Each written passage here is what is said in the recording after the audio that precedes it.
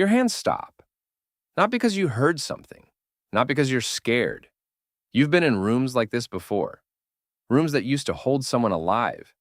Your hands stop because you know that name. And now you have to decide whether you keep cleaning or whether you blow up your entire life to do the right thing. Let's go back, because you need to understand what this job actually is before you understand what you're standing inside of. Crime scene cleaning is not what the TV shows make it look like. There's no dramatic music playing while you examine the room like a detective. You're not piecing together what happened. By the time you arrive, that part is finished. The detectives are gone, the body is gone. What's left is yours to deal with. You gear up outside, always outside. Hey, you never know what's in a room until you're in it, and by then, you're committed. The suit goes on in a specific order. Boots first, then the coverall, then gloves taped at the wrists, then the respirator. You've done this so many times, you stop thinking about the steps. Your hands just move. The pay is somewhere between $35,000 and $80,000 a year, depending on where you work, who you work for, and how many jobs you're willing to take. The difficult ones pay more. You learn very quickly what difficult means in this industry. The work itself is quiet. You arrive, you assess, you work. You use enzyme-based cleaners to break down biological material. You use ozone machines to strip odor. You bag everything contaminated. You label, you haul. You document everything you remove, because in this job, documentation is the only thing standing between you and a lawsuit. You're not supposed to touch things that aren't yours to touch. Personal effects, belongings, items with potential evidentiary value. All of that is supposed to be flagged, documented, and left for law enforcement or the next of kin to claim. But sometimes law enforcement is in a hurry. Sometimes they miss things. Sometimes what they leave behind is something they didn't realize mattered. You understand all of this. You've been doing this for 3 years. You know the protocol. You know the law. You know your boundaries. And then you walk into 4C on a Tuesday morning in November, and all of that falls apart. You've cleaned 100 rooms, but you've never cleaned your own past. The dispatch call gave you the basics. Single male victim. Apartment cleaned by law enforcement, cleared for remediation. Next of kin unreachable. Property management hired your company directly. That's normal. A large chunk of the jobs come from property managers who need units back on the market. They don't give you a story. They give you an address and a time. You start at the perimeter. That's how you were trained. You work from the outside in, documenting as you go. You photograph the space before you touch anything. Every job, every time. The living room is manageable. Some biological trace near the front window, easily handled. You note it. You move to the kitchen. There's a thin trail across the kitchen floor heading toward the hallway. You follow it. Down the hall, into the bedroom. You stop in the doorway. This is where it happened. You've stood in rooms like this before. You've had to train yourself not to construct a narrative. You're not here for the story. You're here to restore. But your eye catches something the evidence team left. Between the wall and the bed frame, half hidden, is a clear plastic evidence bag that someone must have set down and forgotten. This happens more than you'd think. Law enforcement processes a scene in chaos, and sometimes things get misplaced. You crouch down, you read the name, you know that name, not from a news story, not from a case file. You know it because 3 years ago, before you took this job, before you moved to this city, before you tried to start over, that name was connected to the worst night of your life. You don't pick it up. You sit back on your heels in the middle of a dead man's bedroom, still suited up, still masked, and you try to breathe steadily through your respirator. Because that wallet belongs to someone who, 3 years ago, you watched do something you never reported. You have about 45 minutes before your partner arrives to help with the extraction. 45 minutes to figure out what you're going to do. Go back there, not all of it. Just enough to understand what you're actually holding on to. You were working a different job then, not cleaning.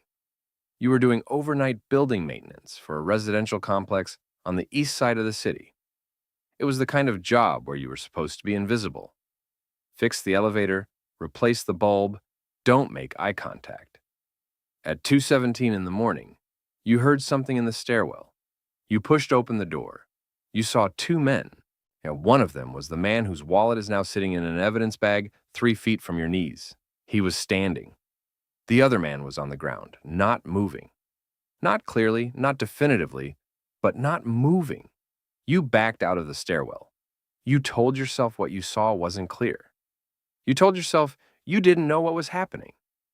Maybe the man on the ground was drunk. Maybe they were friends. Maybe you misread the whole thing. You know that's not what you actually believed. A man was found in that stairwell the next morning. He survived, barely. The case went cold. There were no witnesses. Or no witnesses who came forward. You left that job 2 weeks later. You moved. You took the bioremediation certification course. You started over. You told yourself you were moving forward. Standing here now, crouching here, technically. You understand something you didn't want to acknowledge when you walked in. The man who is dead in this room might have been killed by the same person whose wallet you're looking at. Or the wallet's owner might be the victim himself. In which case, the man who attacked someone in a stairwell 3 years ago is now dead, and you're cleaning up after him, and you're the only person left who knows what he did. Either way, you are now a witness. You have been a witness for 3 years, and in 40 minutes, your partner is going to walk through that door. You could call your partner and tell him you're running behind. Buy yourself more time. You could call the detective's number on your job sheet, the investigator assigned to the case. Or you could finish the job. Document the bag. Leave it exactly where you found it. Walk away. 3 options. None of them clean. Here's what reporting looks like if you go that route. You call the detective. You explain that you found a piece of potential evidence that appears to have been overlooked. That part is fine. That part is literally your job. If you find something that looks evidentiary, you flag it.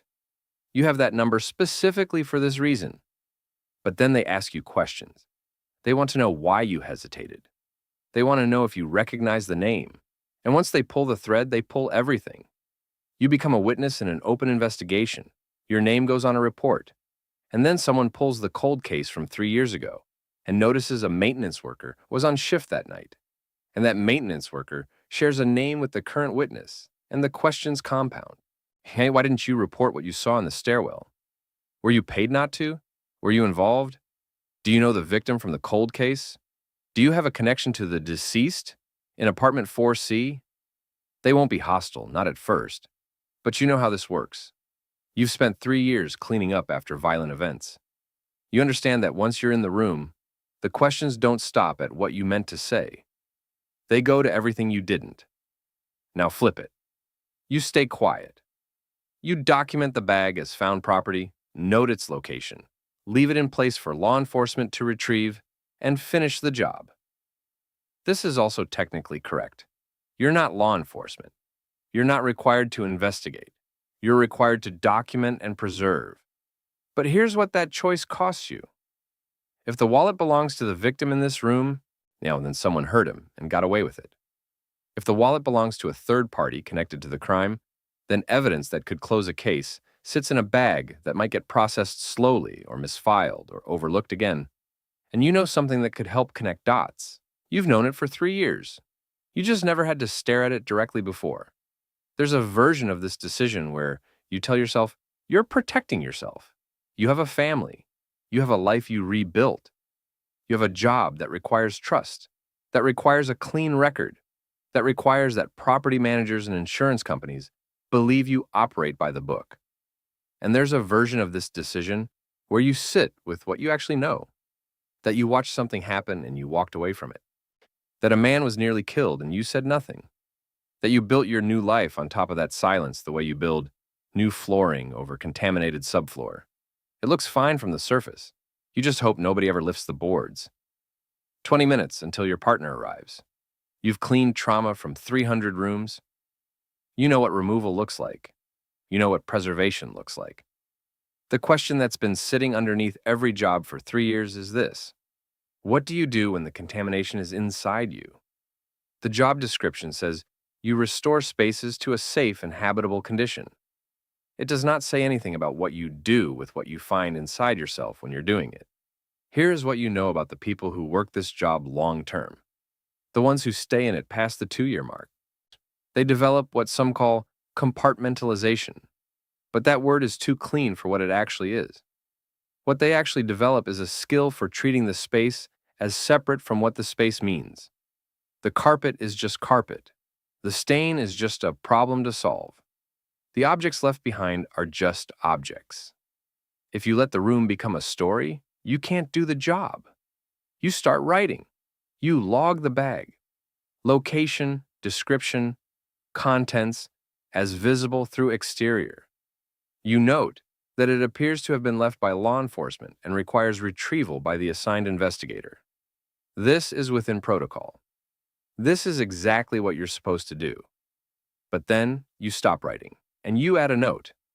You write, flagging for verbal follow-up with assigned detective. Please call before unit is cleared. It rings twice. You're not going to walk them through 3 years of history, standing in a dead man's bedroom in a Tyvek suit. That's not how this works. But you're also not going to walk out of this room, pretending the name on that wallet means nothing to you. You'll make the call. You'll flag the bag. And when the detective asks you if you have any additional information relevant to the case, you're going to say yes. What comes after that, you can't control. What comes after that is not a bioremediation problem. It's a you problem. And you've been making it a cleaning problem for 3 years. Because cleaning was something you knew how to do. The detective picks up on the third ring. You take one breath, and you say, I'm the remediation tech on the 4C job. I need to flag something before we proceed. Here's what 3 years in this job teaches you that nothing else will. The worst part of a room is almost never the biological matter. That can be cleaned. There are protocols for it, certifications, chemicals, procedures. The worst part is the objects left behind. The things that belonged to someone, the things that tell you a person existed here, had routines, had a life, and then didn't anymore. And occasionally, one of those objects tells you something about yourself. The question this job forces on you, and the question anyone in an unusual position of access eventually faces, isn't, what do I do with what I found? The question is, how long were you willing to carry it before it became too heavy to carry alone? If this story sat with you, share it with one person who needs to hear it. Subscribe if you want more stories from jobs that almost nobody talks about, honestly.